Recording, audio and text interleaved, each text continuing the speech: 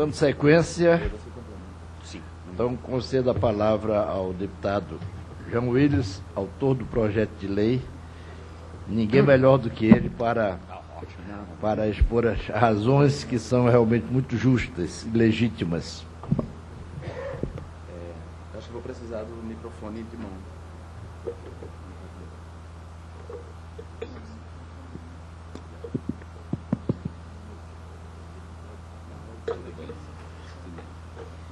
Bom dia a todas e todos aqui presentes. Quero agradecer à deputada Flávia Moraes, que no âmbito dessa CPI do tráfico de pessoas foi quem teve a iniciativa de convidar as profissionais do sexo que fazem parte do movimento das prostitutas, a Maria Aparecida, a Lourdes e a Gabriela Leite, representada aqui pelo Tadesso. Seu nome é dificílimo de pronunciar. Agradeço, Flávia, por isso, pela chance de nos ouvir em relação a esse projeto. É sempre bom contar a história de como é que esse projeto, como é que ele foi elaborado, como é que se deu a ideia desse projeto. Eu conheci a Gabriela Leite durante a campanha eleitoral. A Gabriela era candidata a deputada federal pelo Rio de Janeiro, pelo PV, e nós fomos a um debate promovido pelo jornal O Globo e nos conhecemos pessoalmente. Claro que eu já tinha ouvido falar da Gabriela Leite. A Gabriela Leite é conhecida nacionalmente por ser uma das pioneiras do movimento político organizado das prostitutas no Brasil. Já tinha ouvido falar dela, já tinha lido o livro que ela publicou, mas eu a conheci pessoalmente nesse debate promovido pelo Globo. E nós, depois desse debate, nós nos apalavramos que se eu fosse eleito, eu tocaria os projetos e as propostas dela, e se ela fosse eleita e eu não, ela tocaria a causa, digamos assim, dos direitos humanos da população LGBT aqui. E, bom, infelizmente ela não foi eleita, eu fui, e Gabriela me procurou um dia no meu gabinete para apresentar esse projeto, a ideia desse projeto. E a primeira pergunta que eu fiz a Gabriela foi por que, havendo uma bancada feminina no Congresso Nacional, ela escolheu um homem para representar esse projeto, para apresentar esse projeto. E ela disse, olha, Jean, não é o fato das mulheres partilharem comigo a identidade de gênero que faz com que elas sejam solidárias às mulheres prostitutas ou entenda a causa das mulheres prostitutas. Então, não basta ser mulher. E, muito pelo contrário, muitas mulheres se colocam numa posição não só de estigmatizar a prostituta, mas numa posição abolicionista em relação à prostituição. Quer dizer, quer abolir a prostituição e não garantir direitos às mulheres prostitutas. Além disso, essa é uma pauta que estigmatiza o deputado. O deputado que tocar essa pauta vai necessariamente ser difamado e vai ser ofendido. E a gente precisa ter uma pessoa que segure esse tranco.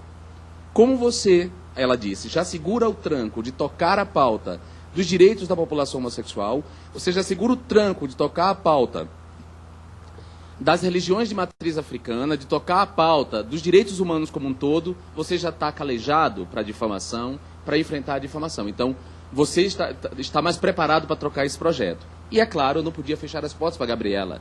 Iria contra a minha consciência, iria contra os meus princípios, e então nós começamos a elaborar o projeto. Esse projeto, portanto, foi elaborado não só por mim, mas pelo movimento organizado das mulheres prostitutas. E eu digo das mulheres prostitutas porque, embora exista a prostituição viril, a gente chama de prostituição viril, a prostituição exercida por homens, os homens não estão organizados politicamente como as mulheres estão. Então, foi o movimento das mulheres prostitutas que me procurou e que se organizou para apresentar esse projeto. Claro que depois, durante a construção do projeto, eu ouvi também as mulheres transgêneros, que são prostitutas. E aí eu faço uma distinção aqui entre as mulheres cisgênero e as mulheres transgêneros. As mulheres transgêneros, no caso das mulheres transgêneros, é mais complicado porque quase todas têm a prostituição como um destino, né? Elas são expulsas de casa pelos pais e a única maneira de se colocar, de sobreviver, de se colocar na vida é por meio da prostituição. Então, no caso das mulheres transgêneros, a prostituição é quase um destino. Ao contrário, quer dizer, das mulheres cisgêneros, em que há muito mais a questão da escolha presente. À medida que a gente foi construindo o projeto, eu fui ouvindo também as mulheres transgênero. Mas, como todo movimento social, o movimento das prostitutas tem suas contradições internas. Todo movimento tem, o movimento sem terra tem, o movimento sem teto tem, o movimento LGBT, o movimento negro, o movimento pelos povos indígenas, todo movimento social tem contradições internas. E durante o processo de construção do projeto, as contradições apareceram. Então, qual foi a solução para a gente não ficar ad eterno debatendo o texto do projeto? Nós concordamos que iríamos colocar apenas o que fosse consenso entre os diferentes grupos que constituem o movimento das prostitutas. E mesmo assim, na perspectiva de que uma vez que chegamos a um texto final, a gente tinha consciência de que esse projeto seria melhorado à medida que ele fosse tramitando nessa casa e à medida que a gente fosse dialogando com outros setores da sociedade nessa pauta. A saber, por exemplo, o movimento de defesa das crianças e dos adolescentes, as pessoas engajadas no enfrentamento do tráfico de pessoas, as pessoas que fazem parte do turismo têm interesse nisso, as mulheres feministas, as feministas tanto as abolicionistas quanto as não abolicionistas, outros atores sociais entrariam nesse debate, inclusive, talvez, durante o processo, os homens que se prostituem, que não estão organizados politicamente, mas poderiam, no decorrer desse processo, né, da tramitação e da construção do projeto e da melhora do projeto, poderiam se organizar e apresentar o seu ponto de vista. Então, só quero deixar claro isso, que o projeto, a gente sempre teve a perspectiva de que ele não está pronto, ele pode melhorar, e a função de a gente estar discutindo ele aqui é exatamente isso. E nós colocamos os pontos de consenso entre os diferentes grupos que constituem o movimento das prostitutas. Eu fiz esse histórico porque muita gente pode se perguntar... Primeiro, por que eu tive essa ideia? Eu já ouvi muito isso.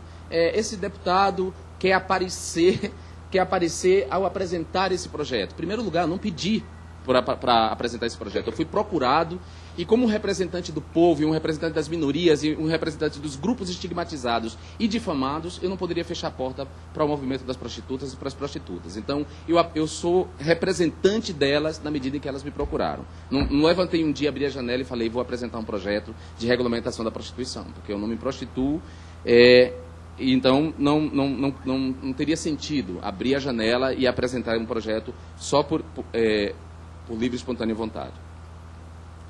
Esse é um aspecto. O segundo, eu não sou... muita gente pode questionar, ora, você não é profissional do sexo, você não pode estar falando em nome delas. De fato, eu não tenho a experiência, mas conheço muitas mulheres prostitutas. A construção desse projeto me colocou em contato com muitas delas e elas me conferem, digamos assim, esse papel de representante. Me deram essa autoridade para representá-las aqui, na medida em que elas não têm uma representante eleita. Dito isso, vamos às características do projeto. Primeira questão, o projeto distingue de maneira muito clara exploração sexual de prostituição. Isso é fundamental. Se a gente quiser fazer um debate sério, um debate do século XXI, honesto intelectualmente, a gente não pode confundir uma coisa com a outra. Exploração sexual, seja de mulheres, seja de crianças e adolescentes, não se confunde com prostituição, que é uma ocupação, uma prática exercida por uma pessoa adulta e capaz. Por isso o movimento das prostitutas está o tempo inteiro corrigindo os próprios meios de comunicação na expressão prostituição infantil. Não existe prostituição infantil, existe exploração sexual de crianças e adolescentes, que é um crime. Prostituição é uma prática exercida por uma pessoa adulta e capaz. O projeto, portanto, faz essa distinção muito clara, observando inclusive as definições de exploração sexual presentes no ECA, no Estatuto da Criança e do Adolescente. Primeiro ponto. Segundo, o projeto descriminaliza a casa de prostituição. Por que isso é importante? No Brasil, prostituição não é crime. A prostituição não é crime, mas a casa de prostituição é crime. O que criminaliza indiretamente a mulher prostituta. Porque a grande maioria das prostitutas no Brasil exercem sua profissão, ou seja, desenvolvem essa prática numa casa de prostituição. A grande maioria exerce numa casa. E as casas, embora o Código Penal criminalize as casas continuam funcionando no vácuo da legalidade e na clandestinidade. E a gente tem que se perguntar por que elas continuam funcionando. Então, é preciso descriminalizar a casa, porque a grande maioria das mulheres exerce sua atividade nessas casas, e porque as casas existem na clandestinidade e operam na ilegalidade, muitas delas são exploradas e escravizadas lá dentro. É preciso, portanto, descriminalizar a casa de prostituição. Casa de prostituição precisa deixar de ser crime. Por esse motivo, coibir a exploração sexual de mulheres nesses espaços, e de crianças e adolescentes, claro. Segundo ponto, sem descriminalizar as casa de prostituição, as mulheres não podem se cooperativar, elas não podem se organizar em cooperativa e abrir uma casa sem a figura do cafetão, para usar o termo que a gente usa hoje. Elas não podem se organizar cooperativamente, porque se elas criarem uma casa, ainda que cooperativada, será crime segundo o Código Penal. Portanto, é preciso descriminalizar a casa. O projeto, portanto, faz isso. O projeto garante o direito de cooperativa, como eu falei para vocês. Ao descriminalizar a casa, garante textualmente o direito de se cooperativar. Desestigmatiza a figura desse mediador, que hoje nós chamamos de cafetão. É importante lembrar que nem todo mediador dos programas, feitos pelas prostitutas, nem todo mediador é um explorador sexual. É preciso distinguir uma coisa da outra, porque nenhum trabalhador trabalha de maneira absolutamente autônoma. Todo trabalhador trabalha em relação, no ambiente de relações. E aí eu vou estabelecer uma comparação aqui, sem demérito de nenhuma das duas profissões que eu estou comparando. Mas a modelo, por exemplo, fotográfica, ela precisa, ou modelo de passarela, ela precisa de uma agência mediadora ou de um mediador que vai fechar os contratos para ela. E cada contrato que fecha, ele fica com uma percentagem desse contrato fechado. Então, por que a gente tem que eliminar do trabalho da prostituição essa figura? Não, é preciso, portanto, distinguir esse mediador, e muitas delas contam com esse mediador, da figura do explorador sexual. Da mesma maneira que a gente precisa deixar claro que nem todo cliente, aliás, a minoria da minoria dos clientes das prostitutas são predadores sexuais. A grande maioria dos clientes vão lá comprar uma fantasia, um carinho, um afeto, uma experiência sexual. Não são predadores sexuais. Quais são as vantagens desse projeto? Não, e aí eu quero já de cara responder a questão dos 50%. Esse foi um tema muito controverso durante a construção do projeto entre as próprias mulheres prostitutas. Mas todas elas, a gente chegou num consenso porque partimos de um senso comum de que toda sociedade minimamente justa é aquela que divide 50%, 50%. Isso porque o trabalho da prostituição ele é tão diverso que não dá para a gente falar de um trabalho de prostituição. Quer dizer, há mulheres que trabalham em casas de prostituição em que 100% do lucro com o trabalho que ela exerce fica com ela. A casa lucra com a bebida, com o aluguel dos quartos. Ou seja, ele não se apropria de nada do que ela lucra com o trabalho que ela exerce. Mas há outras casas que a relação é outra. Eu quero anunciar a chegada do presidente, e eu espero tê-lo substituído, não com a competência que lhe é peculiar, e peço a Vossa Excelência que assuma a presidência.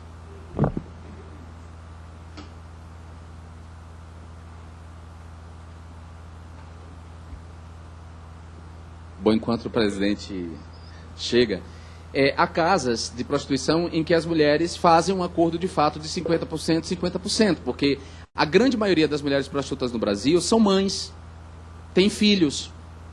E, portanto, elas não querem exercer a atividade na casa dela. Ela precisa de uma casa para exercer. E lá, o dono da casa, muitas vezes, arca com a segurança, com a higiene, com a toalha, com uma infraestrutura que ele tem que manter. Então, ele cobra a percentagem dele e ela faz esse acordo. Há outras casas em que o acordo é outro, não é de 50%, 50%. Ele fica com 30%. E há casas em que as mulheres são exploradas, que ele se apropria de 60%, 70%. Nós temos, portanto, um caso de exploração sexual que tem que ser enfrentado. Então, por conta dessa diversidade de exercício da prática da prostituição, as prostitutas que me ajudaram a construir esse texto acharam por bem colocar um teto e um piso, depende da perspectiva. Quer dizer, no caso do patrão, no caso do dono da casa ou da dona da casa, é um teto. Quer dizer, você só pode ficar com até 50%. E no caso das mulheres prostitutas, define-se, portanto, um piso. Ela não pode ficar com menos de 50%. Então, se for um acordo pensado por elas. E quem sou eu para ir contra? Né? eu não sou prostituta, então eu tenho que dar voz às pessoas. As pessoas são sujeitas, elas podem falar por elas mesmas. E eu ouvi bastante as mulheres prostitutas, inclusive suas contradições. E chegamos, portanto, nesse ponto. Muita gente diz que, bom, regulamentar, vamos às vantagens. Regulamentar a profissão, esse projeto de lei regulamenta a profissão, a prática da prostituição, e a vantagem é que a gente faz isso por uma ocupação que está prevista há muito tempo na relação do Ministério do Trabalho e Emprego. Ou seja, o Ministério coloca lá a prostituição na sua relação de trabalho, mas essa profissão nunca foi regulamentada, embora haja um movimento de mulheres prostitutas desde o início dos anos 80 reclamando, demandando por essa regulamentação. E a gente negando essa regulamentação. Né? É importante lembrar que, antes de eu ser deputado federal, não nessa legislatura, mas noutra, o deputado Fernando Gabeira propôs um projeto aqui, e esse projeto foi arquivado, infelizmente. Bom, esse projeto, ao regulamentar a prostituição e ao descriminalizar a casa de prostituição por meio desse projeto, a gente permite uma fiscalização do Estado sobre as casas. Claro, se a casa sai da clandestinidade, sai da ilegalidade, passa a operar na legalidade, o Estado pode fiscalizar essas casas, não só no sentido de coibir, de combater a exploração sexual de mulheres e de crianças e adolescentes, porque hoje, talvez vocês não saibam, mas muitas mulheres prostitutas são impedidas de denunciar exploração sexual de crianças nessas casas. Elas veem crianças, meninas sendo exploradas lá, e elas não podem dizer nada, sabe por quê? Porque a casa opera na ilegalidade. E elas podem ser assassinadas por quadrilhas de exploradores montadas. Ou presa como coadjuvante, como cúmplice, na verdade, da exploração sexual. Então elas não podem dizer isso. Nós precisamos, portanto, legalizar, não só para permitir que o Estado fiscalize, no sentido de coibir a exploração sexual de mulheres e de crianças e adolescentes, mas também no sentido de levar políticas públicas de saúde da mulher e de prevenção às STIs de maneira clara para essas casas. É preciso que se faça isso. Então, o enfrentamento das DSTs tem que passar pela legalização dessas casas, volto a dizer, levando em conta que a grande maioria das mulheres, o proletariado da prostituição, digamos assim, exerce seu trabalho, sua profissão, numa casa de prostituição. Bom, a outra vantagem desse projeto, da regulamentação da prostituição, é combater a corrupção policial. Por que vocês acham que casas operam, mesmo sendo crime? Por que existem casas de prostituição Brasil afora? Porque, é claro que quando os policiais identificam uma casa de prostituição, para que aquela casa continue funcionando, não seja denunciada e fechada, eles cobram uma propina. Nós estamos, portanto, ensejando a corrupção policial. E se esse projeto for aprovado, a gente incide na corrupção policial, a gente combate a corrupção policial.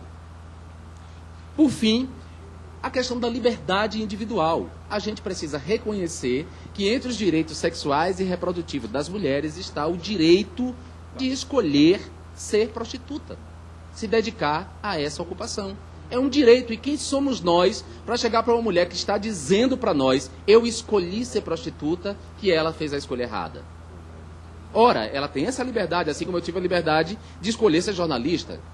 E não gostaria que ninguém se metesse na minha escolha, com todos os riscos que tem a profissão de jornalista. Né? Então, nós temos que pensar também nessa perspectiva, na perspectiva da liberdade individual. As objeções mais frequentes: regulamentar a prostituição vai aumentar o número de prostitutas? Essa é a afirmação mais estúpida que eu já vi na minha vida. Primeiro, a partir do pressuposto que toda mulher guarda em si uma prostituta, ou toda mulher guarda em si uma vontade de ser uma prostituta e está esperando só regulamentar para dizer, oba, a partir de agora eu vou trabalhar num bordel.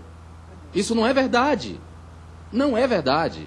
Primeiro tem que parar, derrubar esse mito. Não é porque a gente vai regulamentar a profissão de prostituta, ou a prática da prostituição. Exatamente. A gente vai aumentar o número de mulheres prostitutas. A Gabriela Leite costuma usar uma comparação muito engraçada, assim. Quando a profissão de sociólogo e antropólogo foi regulamentada, quando houve a demanda pela regulamentação dessa profissão, não aumentou o número de antropólogos e de sociólogos por conta disso. Muito pelo contrário, a gente só vai garantir segurança jurídica àquelas profissionais que escolheram trabalhar ou que, por circunstâncias da vida, foram trabalhar como prostitutas. Porque isso também precisa ser levado em conta. Muita gente trabalha como gari, não é por escolha. trabalha por circunstâncias. Mas é porque trabalha como gari por circunstâncias que ele vai deixar de ser, ele vai ser privado de direitos? Ele vai ter que exercer essa profissão sem segurança? Não, de jeito nenhum. Outra objeção é dizer que há mulheres que estão descontentes com a sua profissão de prostituta. Ora, há mulheres que estão descontentes com a sua profissão de professora. Não é verdade? Mulheres que sofrem violência na escola por parte de alunos, que estão estressadas pela carga horária, pelo salário de fome que recebem como professoras, estão descontentes com a profissão. E é porque elas estão descontentes com a profissão que a gente não vai regulamentar a profissão? Que a gente não vai garantir essa segurança jurídica? Que história é essa? Há muitos profissionais que estão descontentes com a sua profissão. Esse não é argumento para se utilizar, para negar às mulheres prostitutas a regulamentação da sua profissão e os seus direitos. Dizem que o projeto não contempla as prostitutas pobres, pensa só naquela prostituta de classe média, autônoma, que se prostitui pela internet. Isso não é verdade. O projeto visa, sobretudo, o proletariado da prostituição, na medida que enfrenta de maneira clara, honesta, a descriminalização das casas de prostituição. É preciso descriminalizar caso o projeto enfrenta isso, e o projeto enfrenta uma reinterpretação dessa figura hoje conhecida como cafetão. Volto a dizer, não estamos falando dos exploradores sexuais, mas do mediador dos programas. Fundamental. Outra questão, sobretudo aí as abolicionistas, as feministas abolicionistas costumam criticar o projeto. Eu acho curioso quando mulheres tentam falar em nome de outras. As feministas abolicionistas querem falar em nome das prostitutas para dizer para as mulheres prostitutas o que é melhor para elas. Ora, é melhor ouvir as mulheres prostitutas. Se elas estão dizendo que o melhor para elas é a regulamentação, quem sou eu para dizer que a profissão não tem que ser regulamentada porque ela tem que ser abolida? Quem somos nós para defender a abolição da prostituição se a prostituição é citada na narrativa humana mais antiga, que é o poema Gilgamesh? E é citado também na própria Bíblia. E se a Bíblia cita a prostituição, é porque a prostituição existe desde pelo menos 3.000 anos. Portanto, também as feministas de esquerda, inclusive feministas do meu próprio partido que questionaram esse projeto, argumentam de que a prostituição é um subproduto do capitalismo e que, portanto, entra na perspectiva da exploração, não só sexual, mas exploração da força de trabalho, do corpo da mulher. Ora, a prostituição existe antes do capitalismo se constituir como um modo de produção, como economia. A prostituição existe muito antes, portanto a gente não pode culpar o capitalismo. De mais a mais, a gente vive numa sociedade capitalista e todos nós somos força de trabalho. Eu uso o meu braço para escrever, eu uso o meu cérebro, o ator usa o corpo, a prostituta usa o corpo, só que usa, sobretudo, seus órgãos sexuais, e muitas nem usam os órgãos sexuais. Algumas funcionam como terapeuta, na verdade. Chegam lá e conversam com o cliente, nem chegam a transar. Numa das audiências que eu fiz, teve uma prostituta do Rio de Janeiro, da Vila Mimosa, que ela disse, olha, eu tenho um cliente há 22 anos. Eu falei, isso não é uma clientela, é um casamento praticamente. Porque há 22 anos ela está com um cara, e é o mesmo um cliente fixo, o cliente não troca. Então, inclusive para provar que nem todo cliente é um predador sexual. Depois, quero lembrar para vocês que esse movimento das mulheres prostitutas não é um movimento nacional, é um movimento internacional. E na França, a ministra da Mulher, quer dizer, do Ministério da Mulher, a ministra da Mulher é abolicionista. E ela anunciou uma política, um conjunto de políticas para erradicar a prostituição. E o movimento das prostitutas naquele país foi lá e disse alto lá, quem é você para falar em nome de nós, mulheres prostitutas? Nós não defendemos a abolição da prostituição porque nós escolhemos ser prostitutas. É um direito nosso e está dentro dos nossos direitos sexuais e reprodutivos. Bom, então, para uma fala inicial, assim, é essa. Eu agora abro aqui para a mesa, para o presidente da CPI do tráfico, para a deputada Flávia Moraes, que é relatora dessa CPI, para fazer as suas considerações. Cida e Lourdes e Cida podem também fazer complementos, porque eu imagino que vocês devem ter ficado tímidas no primeiro momento, mas vocês podem soltar o verbo aqui e falar em nome mesmo da categoria, tá bom? Obrigado.